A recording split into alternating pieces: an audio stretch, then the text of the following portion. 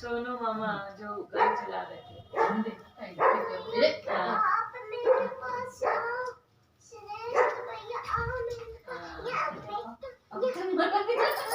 बात ही नहीं अभी बात कही थी।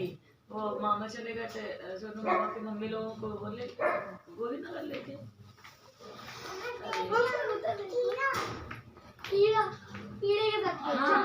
मतलब जो अभी सुबह भी आए हैं ना, सोनू सोनू ये अच्छा लगेगा जब कराएगा। इतने बड़े तो लड़ी जा रहे हुआ तब भी वो आज उल्टा ही ना आएंगे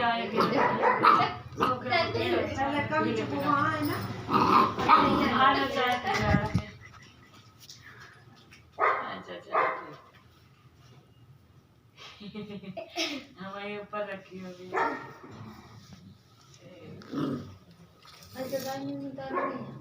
वही कटिंग ऐसे घूम जाओ ऐसे हाँ तो वो बउरिया उनके खड़े रहे सब बुआ क्यों नहीं हो तो लोग तो ना मरे